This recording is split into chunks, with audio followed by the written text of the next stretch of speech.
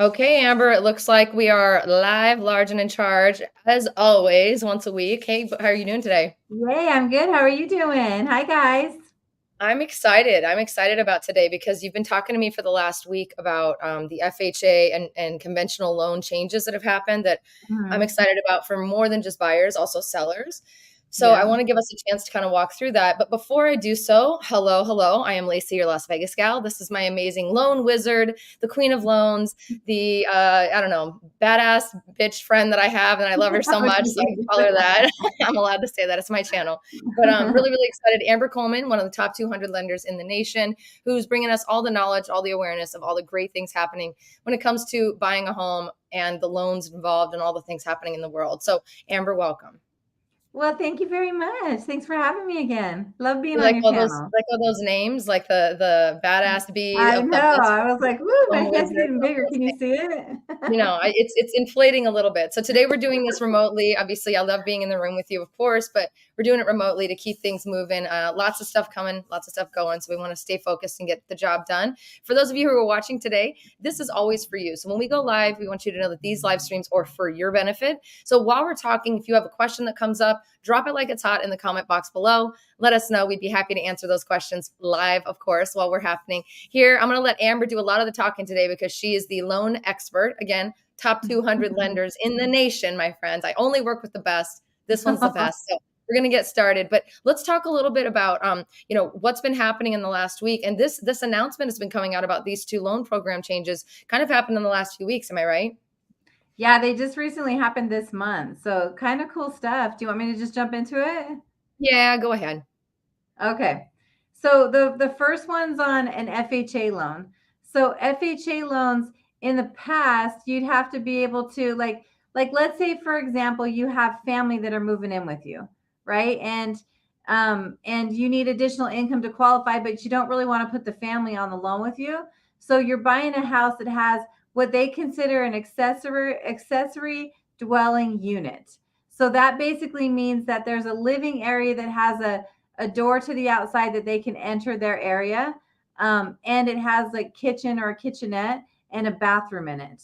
So they can live in that part. And when you're buying this house now, you can add additional income to qualifying for the house because there's going to be rents that you could receive for that part. So you can either move family members in there, or if you're moving into a house where you want to be able to have some additional money coming in for to help with your house payment, this accessory dwelling unit where you can add the rents to the loan helps you qualify for a bigger house. Does that make sense, Lacey? Yeah, so a lot of people when they're calling us, they're typically looking for homes. There's a lot of different types of people homes that people are looking for, but one of the things that a lot of people have been focusing on in the last 5 or 6 years has been having homes that have a casita or that extra, Yeah. that extra space that's either attached, they're calling in the next gen units or next generation Mhm. units, because there's a lot of families that have been starting to combine their income over the last several years. But I know that when you're going to buy a home like that, sometimes those are a little bit higher priced and they're harder to qualify for when it comes to that. So, how does this affect the FHA loan limits, and what are the loan limits right now? So the loan limits, it's you're still looking at the same loan limits that we'd always be looking at before. So the loan Right. limits this year 492 and change, I, right? I just So have to pause because the loan limits for FHA purchases were like 298 something just a few years ago. Like, it's just they crazy went up how fast. fast it's gone up. Oh my Yeah. God. And I mean, honestly, in December, we always find out what they are going to be for the next year. So what they'll look Right. at is how fast the market moved. And then, then we'll see higher loan limits for next year. So for right now, they're 492 and change, but they're going to go higher in January. So So, let's say we were able to find a home for a buyer, a potential buyer who wants to utilize mhm. the FHA loan. For those of you who are watching, the FHA loan allows you to do 3.5% down. I know you can change it and do different, but 3.5% down is kind of the biggest selling point of the FHA loan, as well as the rates that you get with it. Am I right, Amber? So FHA has really good rates. They're 3.5% down, and they just have a lot more flexibility with programs. So, like if Yeah, your credit scores are lower, they're not going to bump your rate up because your credit scores are lower. 620 or right, above gets the same credit score. So, a lot of times when I'm looking at somebody that might not have perfect credit, their right. payment's going to be a lot better than it is going to be on conventional. Yeah, I know and their FHA is mortgage probably insurance one of is the most, cheaper. yeah, it's one of the most popular ones as well. Like a lot, Mhm, many homes are closed on that. I think firmly, I mhm, believe the flexibility with that rate and the correlation to your credit, but also that 3.5% down. And again, guys, you don't have to have 20% down to buy a house, even though everybody thinks you mhm, do. So that now paired with the ability to do what you're talking about, where you can utilize, if you buy a home or find a home with an ADU or, the additional dwelling unit that we're talking about. I think it's called mhm. accessory dwelling unit or Yeah, something. Basically, the extra space that you would use for a college student, or maybe a short-term rental, or a space that you want to rent out, or a mother-in-law suite. That was kind of the thing that they mhm, used to call that, the mother-in-law suite. Now they mhm. can calculate additional income slash rent to help you qualify for that home in case you're not able to do that. That's amazing. Yeah, it is amazing. I mean, so there's a lot of houses with casitas that would qualify for this. Some people turn garages into these. Some people Yeah, have extra like buildings on the outside of the house for them. So right. there's a lot of different ways to do it, but it helps give a little bit more income so that you can get into what you want to get into versus Yes. have to, stick with what just your income would qualify for, since this will be more income into your household. So just to break it down to the most layman's terms possible, so my language that I speak over here. So if I'm a buyer and I have, I'm buying a home that has a space that could be rented out, and I want to qualify, or I can't qualify for whatever reason because I don't quite make enough money, I can now utilize like say my mom's going to move in with me, but I don't want to Mhm. put my mom on, I don't want to put my mom on the mortgage or have to get her involved with any of that. So I can now have my mom move in with me. She and I can both now sort of invest in this home together. We can count what her payment for the rental space would be as income towards me, in addition to whatever I make from my job. So she's still involved, she's still helping, but she doesn't have to ding her credit or be on the mortgage. And then it can help you elevate what you're able to qualify for. Yeah, the only thing I is that say it that- wouldn't be you do have that right, so that's kinda cool, right? Yeah, that's Um, amazing. the Wow. only thing is the appraiser is gonna notate how much that's gonna cost. Like, how Okay. much income you're gonna add to it is gonna be deciphered by the appraisal. So we have to get the Okay. appraisal involved to Okay. say, "Okay, this dwelling unit is worth this much money in rent." And then Okay, and that's they're what we can looking add to at the the area application. rentals, right? So they're going to be looking Yeah. like they look when they estimate what the home is worth. They're going to be doing that, estimating whatever the homes look like the rental homes or rental units look like they're worth in the area. Yeah. So kind of like if I look at it in a common sense way, I'm going to look at it maybe it's not a duplex, right? Right, But kind of like it. So on a duplex, it's basically two properties, and you could use one of those properties and rent it out to help right, offset your other payment. It's similar to that, right. only this is in your single family residence house that you I could use love it. part of the house to offset your payment. So it just Yeah, and gives a lot of additional options. no, listen, additional options are great. I know that this is Mhm. from a buyer perspective, I think this is a huge impact. I think it's definitely going to bring a lot more opportunity to people who are looking to expand their ability to buy, or want to get help from their parents but don't want them to be on the loan, or whatever that looks like, right? All of that means something different to other people, but I just love that it gives more options. From a seller's perspective, you now have if you're smart and you're looking at selling a home that happens to have a unit like this, or you've converted a garage, I think the rules applying to this are it has to have a separate entrance, correct? A separate interest, and it's gotta be FHA approved, so which means that it's gonna have to be permitted. So when you're Okay, so doing you if you're can't just gonna go build a shack in your backyard and call this what it's supposed to be. You have to go yeah, through the proper permitting. And actually, I just yeah, had a client who bought a house with me several years ago who has been working for a while to get this casita that was already built. When he bought the home, he bought the home cash. It wasn't permitted, or it wasn't done the proper way. It was beautiful, it was well done, but it wasn't permitted through the city. So it took him this long to actually get that done. So do us a favor, do yourself a favor. Don't go build it and then try to get it permitted. Do it the right way. You'll probably do it a lot faster yeah, when it's it comes to that. hard. I love that. So for FHA buyers, when people are calling you, Amber, and talking to you about this program, how are you pitching it to them? Or is this a specific kind of buyer that just has that extra need?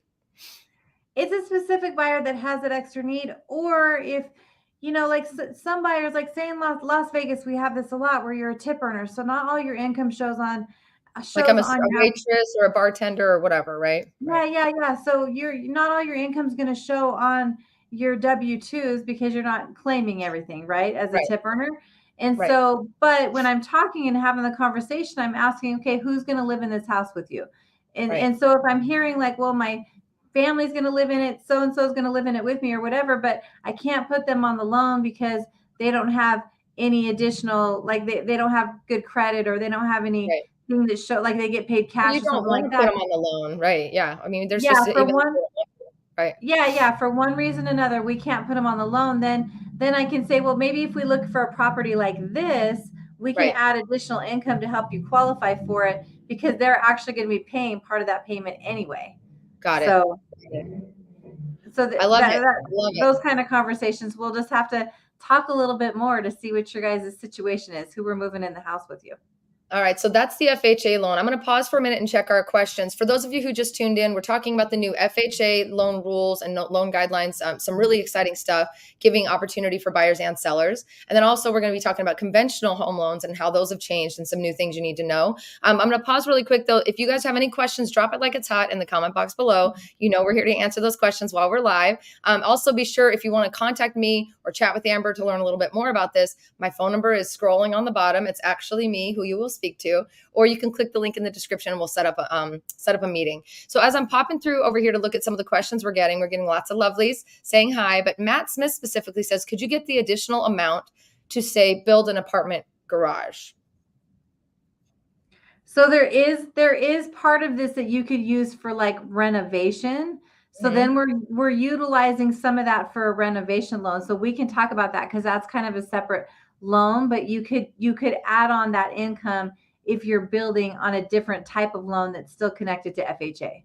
And we actually talked about that loan about 2 months ago, I think. We could certainly revisit it, but it's like a rent, to your point, like a home renovation loan that helps you improve the property you're purchasing with the money that you're getting right away. And then, Yeah. for your buyers or something that could actually come in, if you would look to sell, they would be looking to use these new guidelines to purchase it from you. But there are different loans, to your point, that'll allow you to upgrade the property once you get into it, which I love.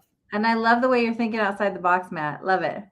I love that too. All right, let's see. John Harris. Hello, ladies. New rules? Question mark. Yes, John. Absolutely new rules. Ron the Future says hi, Laci and Amber. Nice to see you, Hey, Ron. Ron. All right. So again, just want to bring this up. So today we're talking about the Federal Housing Administration. They expanded the access to mortgage financing for homes that have or will include accessory dwelling units. Again, accessory dwelling units, or ADUs, are the casita in your backyard, that garage that has a side unit that's permitted, of course, side unit entry that's separate from the front door that you could maybe rent out. It could be the next generation units that are connected to the homes that aren't quite casitas, that are disconnected. So lots and lots of people are buying those homes right now anyway. So that's what we're talking about in this first part. But Amber, let's move over to the next thing that we wanted to talk about, and that is the conventional loan changes and kind of how that goes. Yeah, so this is kind of cool too, and it's kind of on the same wavelength. So if you're buying like a 2 to 4 unit property, most of the time, and like a single family unit is, where it's just one property, right? But you can, under the same roof, a Right. 2 to 4 unit, so you could fit 4 families in a 4 unit house and all have separate entrances, right? Right. So those kind of houses, we always used to have to do FHA because conventional required such a large down payment Mm-hmm. for the 2 to 4 unit properties for whatever reason. And sometimes on FHA, we'd run into problems like, say, for example, somebody was buying a fourplex, and then they had to have like a non-occupying co-borrower come on and help them qualify for it. Well, Right. then FHA would kick them down to putting down 25%. Right. Right now, conventional just moved theirs to where you could buy a 2 to 4 plex with only putting down 5%, which Awesome. opens you up to the conventional guidelines, and different mortgage insurance. It just gives you more options that aren't as limited to FHA. So basically, how it works is, if you're going to live in one of those units and you're going to rent out the other 2 to 3 units, depending on if you're buying a duplex or a fourplex or a triplex, Right. you could get it for the primary residence rate, only put down 5%, and still rent out the other units. And have your So mortgage covered and then some. Right. That's how you yeah, really it's a huge build. hack right now that's out in Yeah. the industry, to buy a twoplex or a fourplex. So that way, like, I just had a client the other day that has a couple of fourplexes, and their amount that they make well exceeds their rent, their actual mortgage payment on the Yeah. house. Yeah. Sometimes they just cover the house. It depends on how much rent you can get, what your payment is, but it's definitely a way to work the system so you don't have to pay a house payment if you have renters paying it for you. Right. No, I mean, that's the thing. That's to your point. Like house hacking is a conversation that comes up all the Mhm. time. People are constantly calling saying, I'm thinking about doing the house hacking thing. I'm thinking about doing apartment hacking where I rent several units and just re-rent them out. I mean, everyone's trying to hack the system from Mhm. every angle. This is actually a hack that is legally supported, and the lenders are aware of it, and everybody knows about it. So stay within the legal guidelines of what's probably going to be allowed, and then you guys should be better off. I've seen so many people pay in the long run for trying to move around the I system in an know. illegal way. That's mhm. Here in Vegas, we don't have a ton of fourplexes that are just readily available out on the market. That is something that you have to do a little bit of hunting for.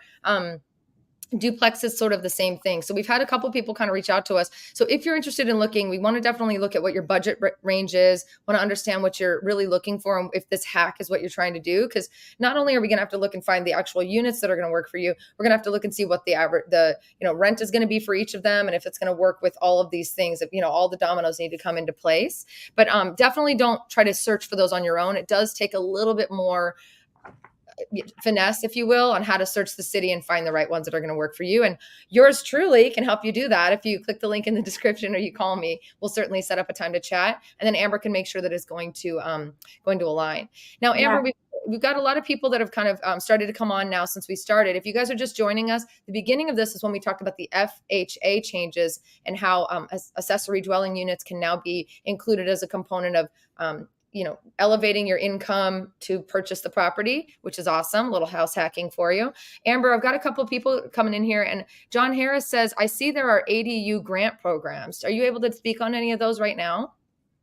Well, so the ADU programs are coming available on it. So the grant programs, that's a great question. And I'm going to call the grants right after we're off the phone Okay. You and know, see which programs we can add to that. But yeah. I bet we can add some to it. Well, what's cool, Amber, too, is I think you and I were talking to somebody who focuses on a lot of the grants here in Las Vegas, and we were actually going to have them come on and do an interview with us to Mhm. discuss some of those things. So, John, stay tuned. Thank you for your question. For those of you who are watching, stay tuned. Our next live stream, I'm hoping if we can get it scheduled, but in the next week or two, we're hoping to have somebody come on and actually talk about some specific grants. And we're going to be looking to bring more people like that on here so that it's not just me and Amber telling you what we think, that we actually are working with the experts and the real people that do this for a living. And we're not just doing clickbait stuff like so many others. So we're really trying to bring you guys as much as up-to-date information as possible. So really from a perspective of today's topics, I really like the FHA changes the most. Obviously, I love what's going on with conventional. I know you do too. I just know that in Vegas, the struggle is real when it comes to finding those fourplex duplex units. But when you find one, it's gold, it's house hacking gold.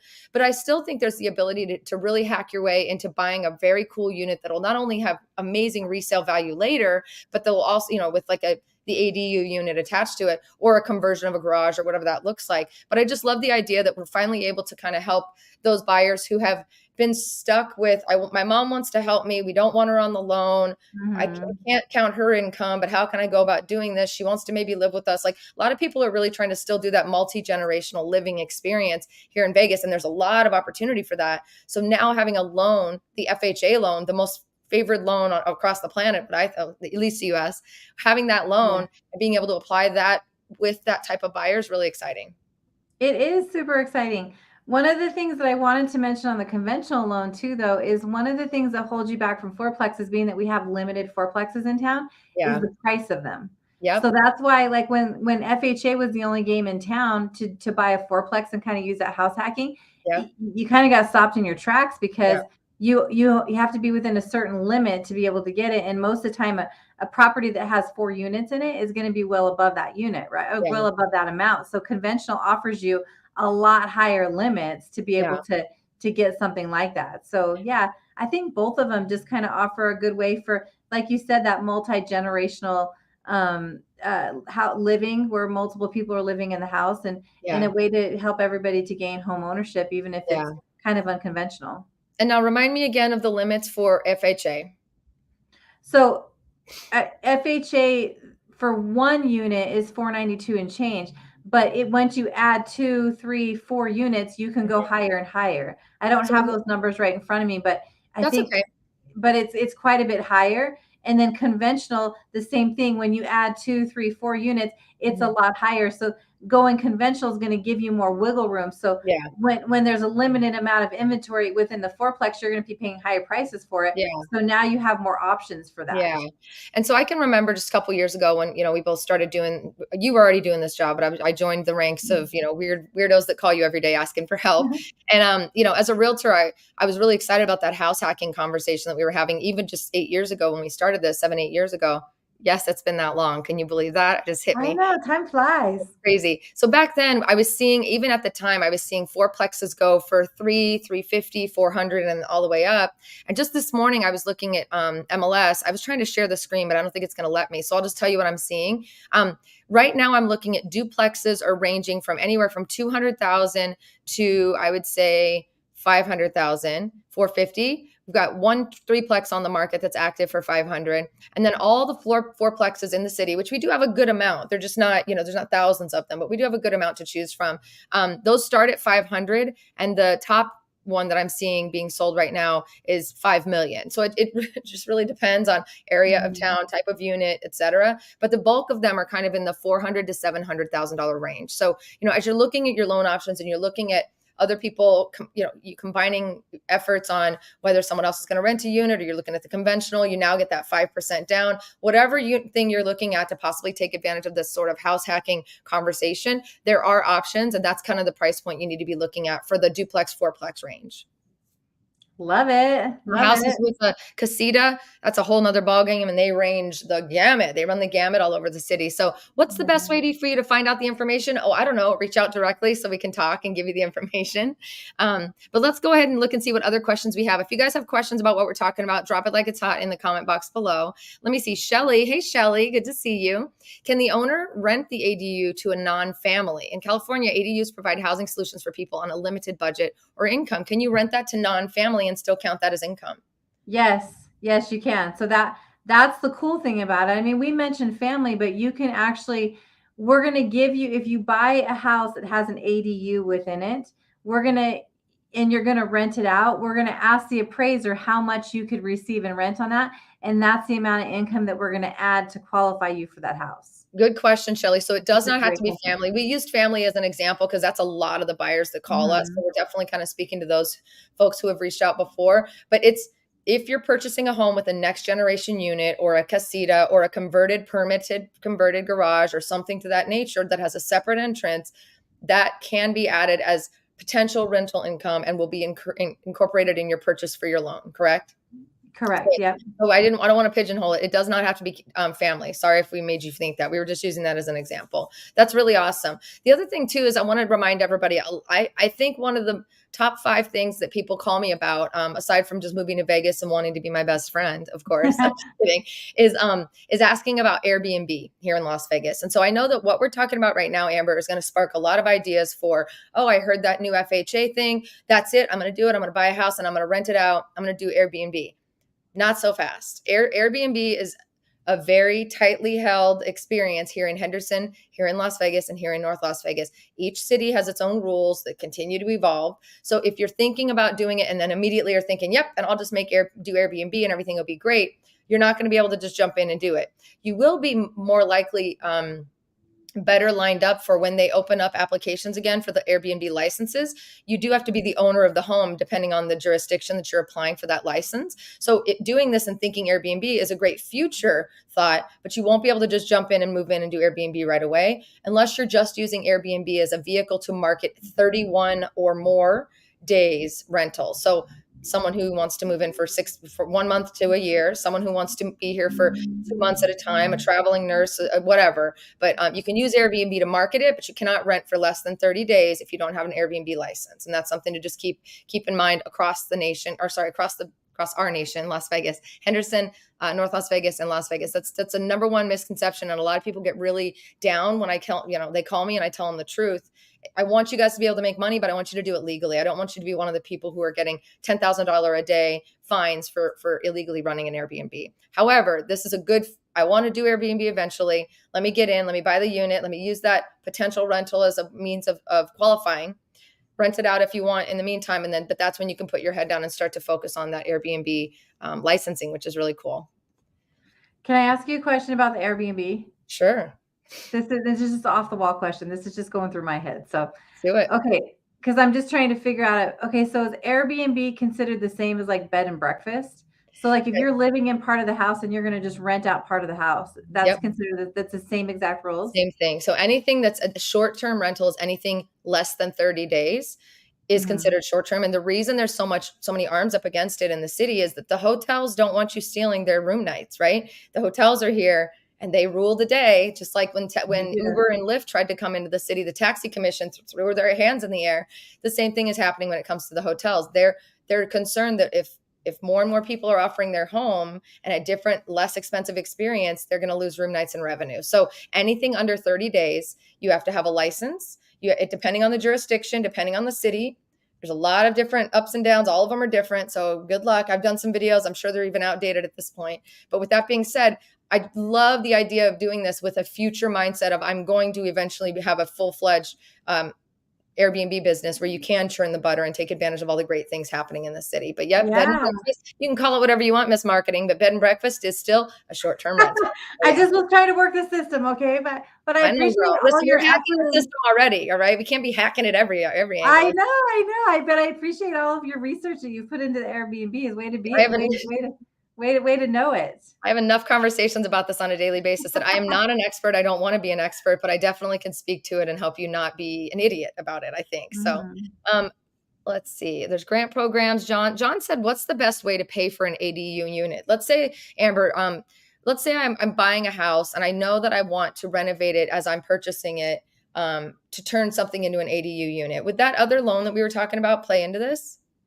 Like, yeah, you could do a renovation loan on it. You could do a HELOC on it, to be able to gain that access to be able to do that. So yeah, Amber, there's a couple what's different a ways. HELOC for those in the back? What's a HELOC? Oh, I'm sorry. A home equity line of credit. So after you buy the house, if you wanted to be able to put improvements into it and you had some equity within the house, Yeah, you could do the HELOC, or we could do like a renovation loan to yeah. be able to turn it into a place where you had an additional or accessory dwelling unit. Yes. So I don't know, to your point, that you would be able to do both that loan as well as the FHA. Those aren't going to stack, right? Those two loans don't stack, I'm assuming. Yeah, you can't do them together. Like if you're purchasing a house, you're going to have to purchase it with the accessory dwelling unit already in place Right, for us to utilize that guideline right there, right. right? But if you wanted to, after you purchase the house, put like an accessory dwelling unit in the house, then you could access money from a renovation loan or like a home equity line of credit. So Yeah, it kind of just depends on, do you already own the house, or right. are you looking to purchase a house with this already in it? Yeah. So there's a lot of ways to slice and dice this. I think the one thing I like working with Amber is that, sorry, I'm going to talk about you like you're not here. I could get rid of you if I My wanted. head's gonna get big again. Yeah, I know. But I do. The one thing I really love about working with Amber is that she is super creative. So you may call her and say, what I just said. Hi, Amber. I'm really interested in doing Airbnb in Las Vegas. Well, that's great. You won't be able to do it right away, but we can take a look at this new thank goodness FHA or conventional, whoever, whatever, just came out with this new loan guidelines. We could either buy a home that's already got one installed, and then you can get started on the process of being licensed to do that legally. Or we can look at a home that has the space for it or the opportunity or the potential for it, and we'll put you under this kind of loan so that you're able to do it. But I think that this really opens up a lot of opportunity for people who have really been kind of gnawing at on the bread, Mhm. waiting for the market to change and for things to come about. And the Airbnb laws have really kind of added a swirl effect. Everybody thinks everything's happening in Vegas, so they want to capitalize on it, but the rules are kind of restricting it. This, I think, really allows you to kind of swim through it in a big way. But yeah, I think a home equity line of credit would be great. I think the ability to buy a home that doesn't need much as far as maybe floors, maybe bathroom, or maybe just an additional exterior door to go to this one wing of the house that would allow you to then be permitted to be eligible for Mhm. something later. I think all of those things apply when it comes to being able to take advantage of this. So, you think, Amber? No, I think, yeah. Well, yeah, I think you had hit it right on the nail. I like went blank for a second, okay? That's okay. Oh, this is a good one. What's better, a HELOC or a cash out refinance? Matt Smith says. This is a good question for Amber. That's a great question. So right now, it depends on what your current rate is. Yeah, So if you have a super low rate because you refinanced or bought in 21 or 20, then most of the time right now I'm doing a HELOC, or there's even what's called a HE loan where you could, so that's like a fixed loan for the second, or you could do a HELOC. We should probably do something to kind of say the difference I between those love it. two. So See, yeah, Matt, you're giving us ideas, man. Thank you. yeah. And then a cash out refinance is, most people are, if they, so here's where I'm doing cash out refinances right now because the rates have gone a lot higher than where people were when they might have bought the house. If they're in some serious credit card debt, and or you just can't afford it and your credit scores have gone down, then I'm doing cash out refinances to get people out of it. But otherwise I'm doing a HELOC right now because it's only a small amount that you're looking to take out for the HELOC versus the whole thing. Got it. Does that make sense? Yeah, really good question. Johnson Rice says, LOL, if you choose a HELOC over cash out refinance, it makes you a HELOCopter. That's cute. That's Um, awesome. I love it. Weird question from Jonathan. How are squatter laws in Vegas? Kind of related to the 30-day Airbnb rental stuff. Some places it's really, really hard to evict when people won't go or pay. Really good question, Johnson. You know, it's funny. I'm actually Yeah. considering doing a video about this because a lot of people, I get so many calls from people who want to do Airbnb, and then I kind of convert their thinking into why don't you get into the house, do long-term, 30 plus day rentals to whoever you think. And then eventually you can move into Airbnb, once you've been here a while. What I'm really the advice, the squatter laws are pretty similar to the rest of the country. You have to have a constable come in and evict, and it's a whole thing. So what we've been telling people who we're trying to convince to still continue to buy and invest in Vegas, but maybe do it with a different mindset or a longer timeline related to being able to launch into an Airbnb experience is if you're going to do a 31 plus day rental, let's say you rent to somebody for 2 weeks or 3 weeks, or even that's more than a month and 2 weeks, or 2 months, 3 months, whatever that looks like. 31 days or more, not a short-term rental. If you're looking to do that, but you don't want to rent to somebody for a full year, I always recommend that you still put them under a lease and you still make them sign a lease agreement and you still take a deposit outside of whatever you would be charging them for the room nights. Because I really do think that that's going to be the only thing that can protect you from the person being able to sit and squat. You're still going to have to go through the normal eviction process if they won't leave, but at least you have the paperwork in place and it's not just an Airbnb purchase on a website. Airbnb is not going to protect you. You have to protect yourself. So it's a big thing that we're telling our clients to do is just make sure you put in place an actual residential lease, even if it's for a month and 2 weeks or 2 months only or 3 months only. Make sure you have a lease in place with an outside deposit that allows you to cover yourself a little bit. Yeah. I hope that I answered. love the questions that come in because I would never even think about that, but that's a great question. Good question. Here's another really good one from Beach All Day Guy. He says, does the amortization schedule, did I say that right? Amortization. I Yep, always say you that said it wrong. right. Does it start over if you refinance? It does. Yeah. So if you refinance your loan, you're starting over the amortization schedule that Yeah. you've already had on the house. Yeah. So basically you're going to start a Starting new a new 30-year loan. fixed. Yeah. Yeah, it's a brand new loan. It's a brand new loan.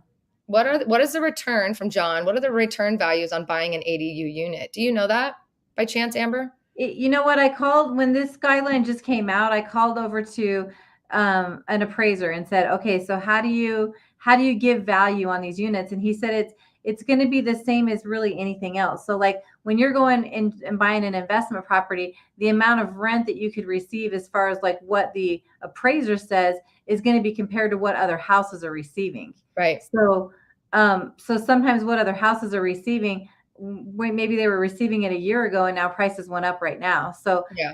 it's not gonna, the appraiser is gonna list something on it as far as what they think. But remember, an appraisal is an opinion of value. So what Yeah. they think that they can get for rent on it, but you might even be able to get more Yeah, because I we're think looking at the that's opinion. that's a smart way to say it. Is it what they appraisers are pretty conservative typically. They try to they're Mhm. the ones that are keeping the housing market from exploding or declining, right? And as Mhm. well as obviously the buying and such happening around town. But when it comes to the return on the value for buying an ADU unit, it really depends on what you're also planning to do with it, right? So if you're looking to do the long-term rental, it's going to be a different calculation than if you're looking at that cost of turning over the unit every couple of days and doing an Airbnb style thing once that comes into play. You also have to think about licensing fees and a lot of overhead that comes with marketing and things like that, or furnishing a unit, all the things that you may not think about when it comes to the return. So the return value is going to depend on what your plans are for it, what the going rate is in the area.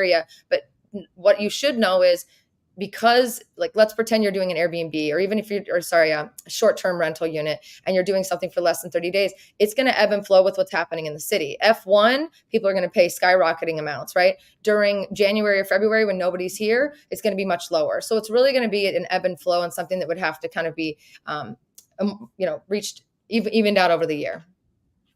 Good Yeah, question. Really good that is question. a Let's good see what question. else we got. This one says you're screwed if you refinanced. You do not want to do it. Sometimes it can be a waste. I definitely agree that refinancing right now is a big question, and concern for a lot of people. Like, there's really, unless you have a very, very high rate right now, people are looking at, when they're purchasing, that rates are much higher than they were a couple years ago. So that's also what's holding our market in place a little bit. A lot of people don't want to move into a new home and pay similar or a higher rate than they're paying right now, even though they might need to or want to move. So it's keeping people to staying in their homes a little bit longer. Refinancing is a decision that needs to be made for the right reasons for what you're doing, honestly. Yeah. Yeah. The only reason why I've seen you're right in a way, like most of the time right now, refinancing is not worth it if you have a low rate. But if somebody's gotten themselves into some really high credit card debts and some really high unsecured debts where the rates on those are 29, 30%, Yeah. those are the people that I'm seeing refinance, and they're actually saving money right now because of the high payments on the other debts. So there's different reasons for different people. So That's a sometimes really it's good working point. right now. Yeah, that's a Yeah. really, really good point. I didn't think about that. Yeah, a lot of people are, they're weighing their options, and thankfully we have people like Amber who are here willing to kind of work through what you have going on and really spell it out so that it's an easy way. Something in my eye. So it's an easy way to see everything across the board and make the best decision. It's Yeah. only a waste of money if you're planning to, sell immediately, or if you're going to not save money on the other payments. It's really a personalized decision that Amber can help you with. Yeah. All right, let's see. This one says, Matt says it depends. If you cash out, refinance to save by 5 rental properties that cash flow really well, it actually could be worth it. That's a really good Yeah. point. So if you're See, cashing out money yeah. from one property to buy multiple other properties that are making you money, then a refinance isn't a bad idea, right? Yeah, I mean, there's not a one size fits all really to any loan. Yeah, So like a refinance for one person is totally not worth it. But if you have other plans to do with that money that are going to make you more money than that interest rate, then it does work for it. Or if you're going to save money from high interest rate things, right. it does work. So it's really not a one. And I like the way you think to Yeah. refinance to take out for 5 rental properties. So like there's different options for different people. Yeah, and we've also seen people come into town who are looking to buy just one home. They're maybe selling their home in California or Florida or Mhm. somewhere, making a good amount of money. They have enough cash to go and buy a home cash here in Vegas, and that brings a lot of to people like a deep breath of sigh of relief. I own it outright. I don't owe anybody any payments. But I've seen you very smartly help people rethink about that and really use that money to invest in a very similar way, taking that full chunk money that they might have from selling a previous home and dividing it up and saying, but if you are able to get a loan on this one, and the payment that you receive on rent pays for that, and it gives you this much extra, you take that and you match it with this one, to where they're still getting, they've paid off home experience, but they also have multiple units working in their favor to make them money. That's real investment. That's how you think like an investor. So Matt's got it right. Totally thinking about it the right way. The best way to do this is to not try to do this yourself and not try to work the math out on your own. Amber's an expert. I'm an expert in our own realms when it comes to looking at what's available, what's possible. So if you're really thinking about moving to Las Vegas, of course we want to talk to you. If you're Mhm. thinking about just scratching your head thinking, oh, I never really thought of it like that for investment, or you're holding right now on purchasing, maybe talk to us now, because either way, it's better to talk to us sooner rather than later. But the earlier you talk to us and the more information and ideas that you're having, you share with us, we'll be able to really piece together a game plan and not only get you out of your bad credit situation or help you understand what you can do to expand your income, but truly understand that, this could be the next step towards actual investment. We're not here pounding the pavement saying it's time to buy a house, it's time to buy a house, but we are saying now's the time to buy a house smartly, and now's the time to really look at all the benefits that are coming from the situation that our world is in and see how you can make them work for you and in your favor. Would you agree, Amber? I would totally agree. I would totally agree. Like it's not the right time for everybody to buy, but it's the right time for some people to buy. Yeah, And so absolutely. like if you're watching this, like maybe it's time to work a game plan and just see, is it the best to, take some money and put it into different investments? There's always a different game plan and a different light, a different way to look at things. And I think you would agree with me too that we're not here to sell. Oh, We're not here to we're here to do what's best for you. So we'll work all kinds of different guidelines, and we'll be straight up and say, hey, maybe we should wait 6 months, or maybe we should wait this time if Yeah. it's right for you. Yeah, we do that all the time every day. So I think that's Mhm. what makes us different from other lenders and other realtors in town here or really anywhere is that our interest is in you, our interest is in getting to know you, and our interest is building a relationship so that we can understand your goals and really help you reach them. And then we'll reach our Yeah. goal when that time is right. But our goal really at the end of the day is just to connect. So I'm super grateful Yeah. that we get to do that every day. A couple Yeah. other questions coming through here and then we'll hop off. Let's see. We've got Pollux. Hey, Pollux, good to see you, buddy. What if you have property that you do not market as an Airbnb, but end up staying under those conditions? For example, if you rent a place out for 6 weeks, but the renter just stays there for 3 weeks, you could get yourself into trouble with that. I don't know how they're policing that. If you're not using something to market the home, I don't know how they would know that you're doing it unless you have a nosy neighbor, which some of them look like me and have my haircut and they're Oh, jeez. Stop. they go into Karen mode. No, with that being said, though, Pollux, really good question. When you own a home and you don't have rental restrictions within your HOA, homeowners association, you are honestly allowed to do whatever you want.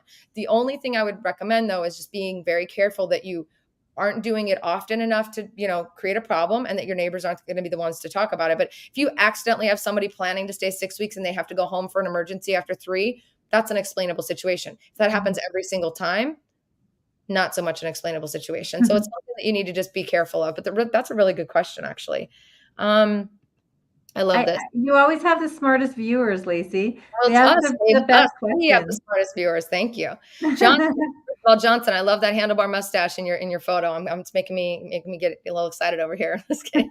What kind of loan is best for us weirdos who want to pay extra, every month to try to pay as little interest as possible over the life of the loan? Ooh, can I give this one? Can I answer this one? Yes. So basically, to sum that question up, Johnson, again, stoked about that mustache.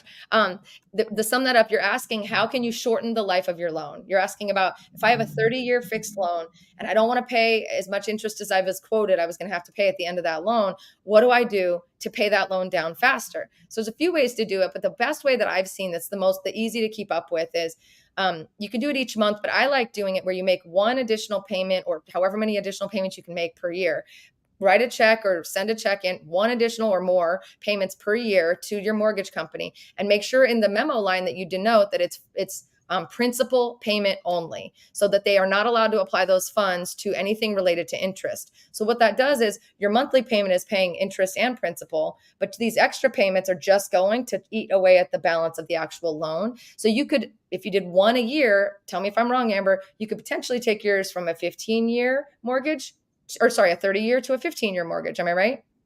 Yeah, maybe a little bit more than one a year, but yeah, Right. you're right. But I You're mean, right like on on that. average, like if you look at it over the time frame, Mhm. the key there is, say you want to apply the payment to principal only. That way it goes above all the interest or below or wherever it lives, and you're eating away at that balance. And then the only thing that's being applied to interest is your agreed upon monthly payments. Are there other ways that you could recommend, Amber? Well, okay, so to when you said what kind of loan is best for you for us weirdos, it really depends because you're going to want the kind of loan that has the lowest rate, right? So that depends on your specific credit scores and how much you're putting down on the house when you're buying it.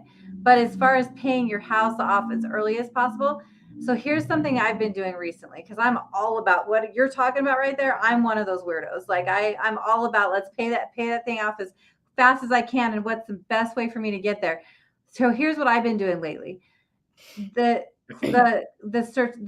CDs that you buy at the banks are paying like over 5% in interest to have a CD for 6 to 11 months or something like that. So lately what I'm doing is I'm taking the excess money that I have, I'm putting it away, and then I'm investing it into things like a CD so I can gain money on my money. And then when I'm ready, then I'll put a large sum of money down on the house that's gain interest off of things that I've made it gain interest off of, and then put it in, and just like Laci said, put it down as a principal only payment on it. But as far as saving the money on it, I'm not giving it to the banks anymore Right. because then they're making money on my money. I'm actually going to make money on my money by doing interest bearing things with it, like putting into CDs or whatever it is that day. I'm one of the people that's not a risk taker, so that's why I'll go for CDs and stuff like Mhm. that. But different markets require different things Yeah. to be able to do it. And then you put that big lump sum into into the principal only of the house. Obviously, you don't want them putting in an interest, Right. and then you're going to cut down that payment as much as you can. Yeah, so it's not necessarily the kind of loan. Of course, you want to get the lowest interest rate possible, of course. But I think the real question you're asking is, how, you want to pay little interest, of course, get the best loan you can. But beyond that, these are the ways that we would recommend getting rid of that interest before you have to worry about it. And that's doing these extra primary payment loans, which is really principal payment Mhm. loans, which is awesome. Good question. I love that. Yeah. I think somebody had asked us a question. Walter said, what deposit is required for a studio in a condo hotel at MGM Signature? So typically when you're purchasing, first of all, you better call me, Walter, if you're looking at buying a condo hotel. Hello. But typically you're looking at, well, what kind of loans are they doing for condo hotels right now? There's a couple different loans. One of the loans that is being done for condo hotels right now are the DSCR loans, and that is where you don't really have to provide any proof of income employment. It's for investments only, and then they're going to take the rents that can come off that property, and that's what you're going to qualify on because they don't they're not those type of loans will do condo hotels, right? Those deposits are typically around like 25%. Sometimes they can go a little bit more than that, depending on what the rents are on Right. the properties. But I would say you're probably averaging a 25% down payment on a condo hotel Yeah. for But an they are investment doing loans property. on them now, which they weren't for a long, long time. So that's Hmm. really good. Awesome. I love this. Hmm. Or Droid 85 says, is this live? Yes, we are live right now, unless you're rewatching this right now. Matt Smith Hmm. says, if you wait, say 5 years to pay $20,000 in rent each year, it might be cheaper to buy now. That's a good point. Matt, I like the way you're thinking. Matt, Matt, you better come and yeah, talk to us in person. yeah. Probably try to go for a 10-year loan that most likely would have a lower rate. I don't think a 10-year loan would have a lower rate, would it, Amber? They do have a little bit lower rates. It just really depends on, not a lot of people do the 10-year loans because the payment is so high. Because remember, Yeah, you're paying it off in 10 years versus 30 years. right. But you could do a 30-year loan, pay extra on it, and still pay it off in 10 years. Yeah. But then if you need to go on a vacation 1 month or something like that, and you need extra money to be able to do that, you're only obligated to the lower payment amount. So the 10-year loan is it's not for everybody because of how high the payment goes. Love it. Beach All Day Guy says, what are both of your predictions of the inventory over the next 2 quarters? Good question, Beach All Mhm. Day Guy. I'm going to let you go. What are your thoughts, Amber?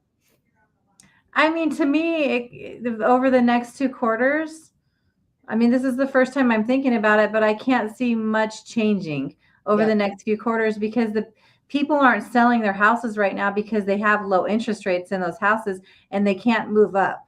So right now, yeah, it's first time home buyers or people that are buying that people that are moving that have to move, not because right. they want to move. And Yeah. that's what's keeping the inventory low. So I think it's going to be much of the same.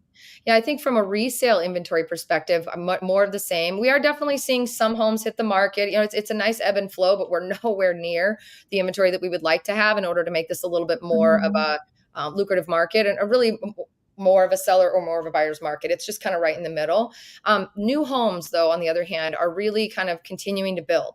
And so because of that, they're also doing a lot of pretty extreme things like buying rates down and doing all this incentive stuff that doesn't always work out in the way. Like I had a client call me the other day saying that they had spoken to a builder that promised to do XYZ. And then in the end, they didn't do what they said. And so there was just a lot of concern. So first thing to say is don't go to a builder without calling me first. Let us go with you, make sure that we're negotiating. Because if you go without us, you forfeit the right to be represented. So that's number one. But number two, if you do go with us, I'm thinking you're going to be starting to see, I think, a lot more standing inventory options available throughout the new home communities. I think so. I think that we're going to be stalemate a little bit when it goes to when it comes to resale. And I think new homes are going to continue to be more of the inventory that's available until things shift a little bit more. And that's really that's my gut. And that's only I'm thinking that's over the next 2 years, but really it's next 2 quarters. It's probably, to your point, kind of be what it has been. Yeah. You Mhm. have to keep in mind we're walking into the holiday season, Q4 for 2023, which didn't we just do a live stream about like in Q3 talking about 2022? I just feel like we genuinely did 1 year ago. We did a live stream that feels like We it was did. last month, but we're going into the end of the year. This typically is a time where people slow in terms of their buying. Nobody wants to go shopping in the cold or the winter. Nobody wants to think about moving when they're planning their Christmas, events. Yeah. And most people are putting that off until January, February. So like clockwork every single year for the past several years. Amber and I have kind of called it, if you are looking to buy, because things are going to slow down even further, now would be a juicy, crunchy granola time to consider buying, because when everybody else pulls away, there's more deals to be had, more opportunity for you on the market as a buyer. As you move into January, February, March, we've noticed when I first started in this industry 7-8 years ago, I was always told January, February is the worst time. Nobody ever buys houses. It's crazy. It's always super slow. And what I've seen is quite the opposite. I think that our Mm-hmm. spring buying starts much earlier than most people think. Most people think spring is March, April, May, and it's, whatever. But our spring typically starts about the middle to end of February. And that's when things start to heat up again. So if you're thinking about it and you're looking at like, this next couple of quarters, sooner rather than later to just get in the game is a good idea. And then we can always just time the market based on what you're looking for and what's going to be available. But more negotiability is going to be on the table for sure. That's my 19 cents there for you. I love your 19 cents. I honestly don't know why people wait to the spring to buy. I don't Because either. It makes no sense. because Is that because it's like everybody gets like I don't know, like retail fever or something? I don't know. I don't get it. maybe, but literally this time of year is when you get the best deals. Yeah. Like if you're looking for a deal, if you're looking for closing costs and buy downs or whatever it is that you need, this is the time of year to get it. When spring happens, everybody think about all the people moving from California out here, or wherever out to a place where there's no state taxes, Yeah. and it's sunny in February instead of Yeah. rainy, right? I think that's it though. I think people, when it gets nice out, people start thinking, they want to go out, they want to and then house buying becomes kind of a thing, or they want to try to buy in spring because school ends in July, right? June or July. And they think Yeah. that they'll be able to move out and get, they're looking to the end of the school year. So we just urge you guys to really think outside the box and, go towards go upstream, swim upstream. I'm trying to come up with like a metaphor or an analogy. Swim upstream. When everybody's leaving, you should be going towards it, and then vice versa, because from a house buying perspective, that's how you're going to get the best deals. Also, because you'll work with me and Amber. But other than that, that's why you're going to get the best deals. They wanted to just loop back. JF is clarifying what we talked about when you were talking about the CDs. He said, just to confirm, so put the payment in a CD for 6 months, have it gain interest, then make the extra mortgage payment before the end of the year? Yeah, Or does it because matter? then you're gaining extra money on your money just by putting it somewhere, and then you're putting extra down on the house every time you're doing that. So Principles, but it doesn't have to be within a year or within a time frame. It's within the 30-year, confines of your loan. Am I right? yeah, so here's how I look at it. Like I'll go 6 months to 6 months or 12 months to 12 months, and if I see that money sitting in there, and I know that okay, I'm doing well on this, so I'll do for another, and then another, and then another, and at some point you'll have enough to pay it off or pay it down to what you wanted it, but you're going to get there a lot faster because you're gaining interest on the money that you're saving. Does Yeah. that So make it doesn't, sense? I mean, it could be $500 you put into a CD. It doesn't have to be a full payment. It's just put money in a CD is what you're saying. Allow it to earn interest, right? And then Gain utilize that, cash it out when you're ready to pay towards principal. work Yeah. the system, Yeah. make money Really good on your question. money. Really Yeah. good questions. Let me answer this one. There's a couple of really good ones. John Harris is confirming, I bought a house in the wintertime. Won't do that again. He's confirming that he won't do that again. Shelly is confirming December is a great time to buy now because builders want the properties off the books. Laci's 200% right regarding representation of you with the builders. So we've got two differing opinions. John doesn't want to buy a house in the winter. It can be tough buying a house in the winter because it's not fun to move around Christmas and when it's cold. But Shelly, on the other hand, is saying she agrees. So it's all up to you guys for sure. But I will say this, Johnson Rice is saying, I've heard some kind of method using a HELOC to pay a mortgage, velocity banking, but I don't know if it's legit. Have you heard of that, Amber? You know what? I have heard of that. I haven't looked into it a whole lot. It used to be something that people did quite often, but the HELOCs have gotten a little bit more expensive in rates. And I Yeah. should look into that again and just see what it's like. Right now, I don't think it's a little bit better because of the rates on them, but Yeah. I have heard of it. Yeah, absolutely. We'll put that on our list of potential subjects to cover. Amber, with all these new ideas, I'm thinking we're going to have to start going live like 3 times a week or something. Can we make that I happen? know. Thanks for giving us all these ideas. I love it. Awesome. If you've enjoyed watching our live stream, please be sure to like and comment and share it with your friends. And also be sure to subscribe to both me and Amber. We really do enjoy getting your feedback. We want to continue to show up for you guys. We do this for a living. We love this. We're not YouTubers. We're real business entrepreneur people. Not that those aren't, but we are people in the real world working with real people every day. And it's really important to us that you guys know that that's our intention here. So we're not here to create clickbait.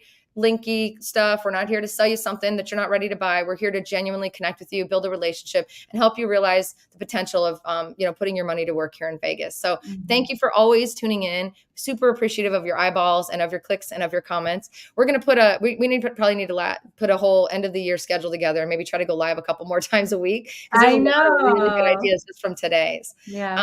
If you guys are wondering, how awesome Amber and I are, it's pretty evident, I think. But Amber and I were just talking about the other day how since COVID, she and I started doing these live streams, and these live streams have become like a crystal ball prediction for whatever's to come. And people have started to rely on us to like tell them what's coming. And what I love is, like, we were just kind of thinking back to some of the stuff we've said over the last several years. And every single time we've said, if you do this, this will happen. If you're going to buy now, this is what you're going to get for a deal, has come true. So It's scary how accurate.